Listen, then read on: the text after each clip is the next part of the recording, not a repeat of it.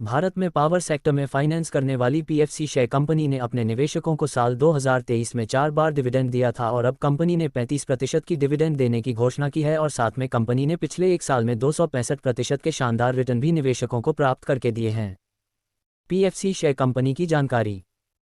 Power finance corporation नाम से इस कंपनी की शुरुआत 16 जुलाई 1986 में हुई है। ये कंपनी के अगर हम कामकाज की बात करें तो ये company no fund based consulting services देने का मुख्य रूप से काम करती है। ये कंपनी पावर सेक्टर में फाइनेंस करने का काम करती है, साथ में बॉन्ड्स फंड इशुएंस का भी काम करती है।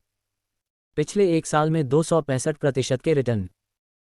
कंपनी ने कुछ सालों से निवेशकों के लिए बम्पर कमाई करके दी है, क्योंकि कंपनी ने पिछले एक साल में 265% के रिटर्न, तो पिछले 6 महीने में 100% की रिटर्न, तो पिछले 3 महीने में 35% के रिटर्न, तो पिछले 3 साल में कंपनी ने 60% के रिटर्न, तो पिछले 5 साल में 40% के रिटर्न निवेशकों प्राप्त करके दिए हैं। स्टॉक की वर्तमान स्थिति।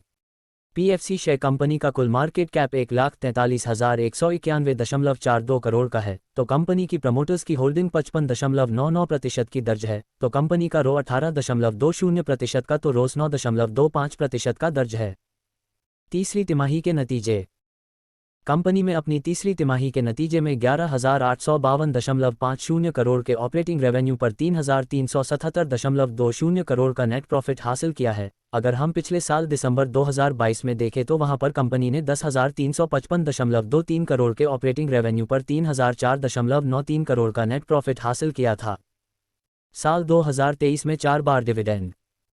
साल 2023 के पूरे साल में पीएफसी शेयर कंपनी ने अपने निवेशकों को 4 बार डिविडेंड दिया था और अब कंपनी ने 3.50 रुपये का प्रति शेयर का डिविडेंड देने की घोषणा की है और इसकी एक्स डेट 20 फरवरी 2024 की रखी गई है, तो रिकॉर्ड 20 फरवरी 2024 की ही है।